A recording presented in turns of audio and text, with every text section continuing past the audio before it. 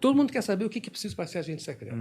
É simples, mas eu falo agente secreto de verdade. O James Bond, tá?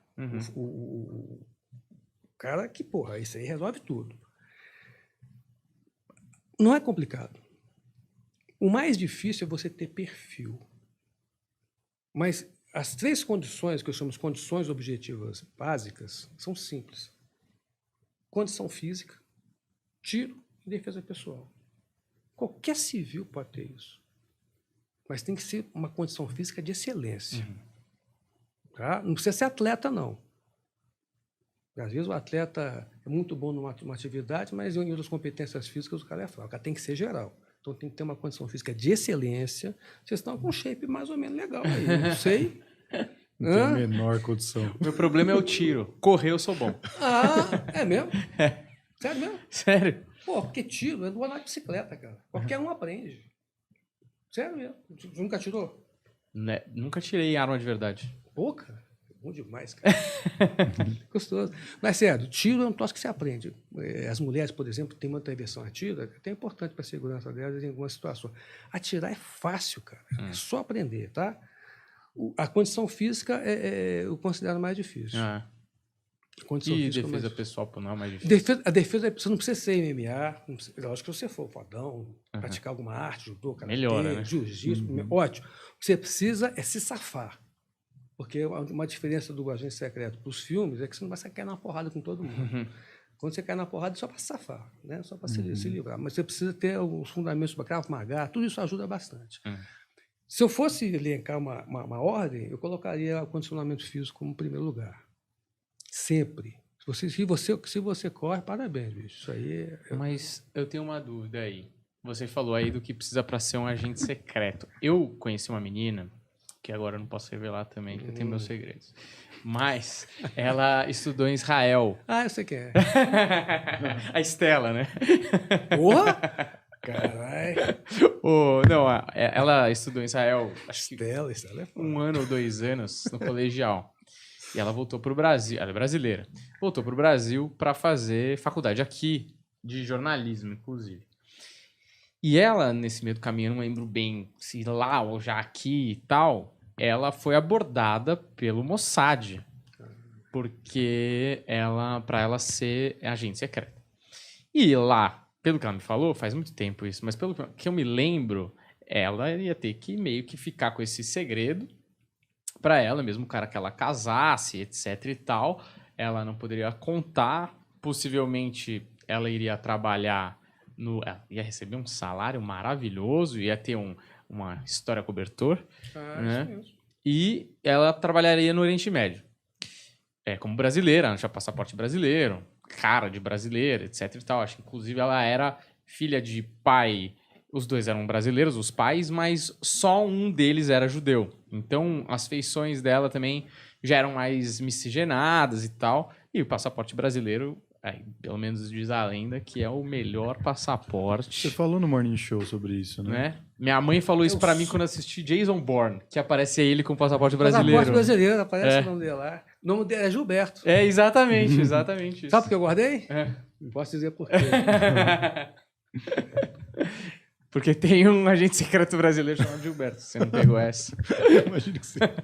E aí o que eu ia perguntar é, para ser E aí ela me contando isso, ela falou, eu não conseguiria viver a mentira, viver uma família, né? Construir uma família e blá blá blá e tal, fingindo que eu sou eu não conseguiria aguentar pressão. Eu não sei se aqui no Brasil chega a tanto, né? Porque lá é um agente secreto internacional, né, bicho? Você tem que, eu imagino que a pressão é maior ainda. Inclusive tem um filme ótimo chamado Anjo do Mossad, que é espetacular esse filme. Mas voltando à pergunta, não tem que ter um preparo psicológico para aguentar essa pressão? Até de você estar ali numa situação que você tá fingindo que você é um jornalista, meio que você tem que interpretar ali um papel e mentir na cara do cara, olho no olho ali na frente de uma situação de pressão que você fala, se o cara me descobrir eu vou morrer, de manter essa calma, esse coração gelado ali, não ter um preparo desse tipo? Treinamento, né? Um treinamento ou um perfil, sei lá? Deveria ter, com certeza, os principais serviços tem. Pergunta para mim se tem no Brasil isso. Tem no Brasil isso? Não. Tem na ABIN isso? Não. E não ter nos demais serviços secretos. E olha que eu tentei implantar isso. Eu me aproximei, eu dediquei minha vida a isso. Eu me aproximei muito, tanto no Exército, e eu tenho trabalhos guardados comigo com relação a isso. Eu me aproximei muito na ABIN e no Exército, também na área de psicologia. Tentei fazer trabalhos na ABIN, não consegui, mas foi muito recebido pela psicologia da ABIN. Também tem que elogiar, tá? Quando tem que elogiar, tem que elogiar. O pessoal da psicologia da ABIN, na minha época, poxa, me apoiou demais. Mas os trabalhos que eu queria fazer não avançavam. No Exército eu consegui fazer alguma coisa meio que por conta própria. E essa questão psicológica, eu acho que é a questão mais importante. Porque essa nossa... Você lembra que eu brinquei atrás que a liberdade de expressão no Brasil está meio difícil? Cara, a inteligência é um troço muito perturbador. Essa parte de agentes secretos. Muito perturbador. Porque, cara... tem uma expressão que se usa no Brasil que eu não gosto, que as pessoas falam assim, internamente no serviço, lá nos porões da ditadura, lá, alguém tem que fazer o trabalho sujo, que é o que serviços secretos fazem, não é isso? Não é o que todo mundo pensa? E, em boa medida, é o que eles fazem mesmo. O serviço secreto faz de tudo. Só para lembrar vocês, existem os crimes de guerra, né? Eu sou militar, inclusive eu sou oficial. Teoricamente, na guerra, se você for prisioneiro de guerra, você tem direitos, né? É bem provável que você seja morto, mas direitos você tem. E se você sobreviver e algum tribunal internacional mais para frente for julgar, as pessoas podem ser condenadas. Ou seja, existe alguma justiça na guerra. Mas não existe, os tratados internacionais, eles não protegem os espiões. Vocês sabiam disso ou não? Não lembrava disso. Por exemplo, se eu, como tenente-coronel, vamos supor um caso maluco aí, numa guerra, sou feito prisioneiro, um país inimigo lá. Se eu não morrer, eu vou ter direito a isso. Eu tenho uma patente de tenente-coronel, e tenho direito a julgamento, posso ficar até preso, inclusive, lá. Mas se eu for pego como espião, é condenado à morte. Não tem proteção internacional. Tem até o cianureto, né? É melhor você tomar aquele negócio, porque se um país pega um espião, e se matar um espião, os fóruns internacionais não vão fazer nada, para você ver o que é a realidade do serviço secreto. São coisas terríveis. Por exemplo, o serviço secreto comete terrorismo. Pergunta, você faria isso? Não sei que você faria. Quem é o ser humano que se permite fazer isso? Esse cara é um criminoso? Isso é uma boa pergunta, né? O debate vai longe, e eu tenho uma doutrina própria que eu criei. Eu sou o criador de uma doutrina chamada Tríade da Inteligência, que eu não vou ficar falando para vocês aqui, que é a doutrina que eu preconizo para os serviços secretos no mundo inteiro. Eu não estou inventando nada de novo, tá? Sun Tzu já falava isso lá atrás, mas eu estou resgatando isso para o Brasil. Se um dia o Brasil quiser ter serviços secretos, mesmo, tem que ser na Tríade da Inteligência, que são 3 pilares. O sigilo, evidentemente, a legalidade e a ética, que é tudo que as pessoas acham que um serviço secreto não pode ter. Todo mundo acha que serviço secreto tem que atuar na ilegalidade, não é verdade? Todo mundo acha isso. Está errado. E discordem de mim, por favor, que eu consigo provar para vocês que não é isso, não. Mas todo mundo acha que serviço secreto tem que atuar na ilegalidade. Não é assim. É o contrário. Serviços secretos têm que atuar na legalidade. Aí a pessoa fala assim, mas como é que você vai fazer as coisas de serviços secretos? Faz dentro da lei. Faz sim. A gente faz guerra dentro da lei, pô. A guerra não é feita dentro da lei? Sim. Então, a tríade da inteligência, sigilo, legalidade, o mais importante, para chegar nesse ponto do preparo ética. Depois, se quiserem, eu falo sobre ética com vocês. Eu tenho um capítulo só sobre ética aqui. Eu vi que essa tríade está aí na sua dedicatória no livro. Eu coloquei na dedicatória. Eu tenho uma questão aí, já que estamos falando de ética, só uma curiosidade para quem vê muito filme. Para quem não sabe, o 007, Double O, né, o 00, quer dizer permissão para matar. Isso no Brasil existe? Não sei se vocês podem falar isso ou não. Pode falar.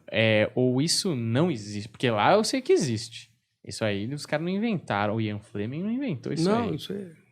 É real, né? Uma coisa que Ele tem tem- alguns agentes é. que têm permissão pra matar. Isso existe aqui, não? Não, isso não existe. Não tem nem agente secreto aqui, cara. É verdade. Porra. Tenho colocado. Não tem nem agente secreto aqui, cara. Agora eu pergunto que eu faço para vocês. Vocês matariam alguém se fosse necessário? Não precisa responder a pergunta, não. Estou só Sim, claro. colocando só para fins de reflexão. Uhum.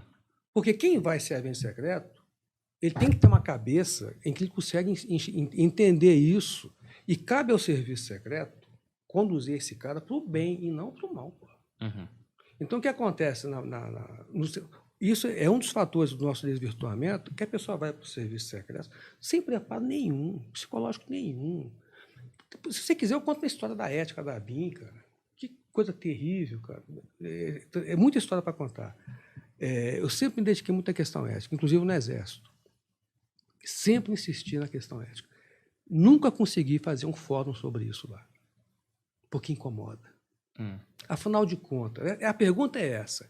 O trabalho de agente secreto, fazendo tudo o que um agente secreto faz, é ético ou não é? Tem duas respostas. Ou é ético, bacana, ou não é. E se alguém disser que é ético, eu quero ver a justificativa. Se vocês analisarem os filmes americanos, eles sempre tocam nessa questão, mas não aprofundam. E eles fazem uma jogada, os filmes americanos de espionagem são ótimos, cara.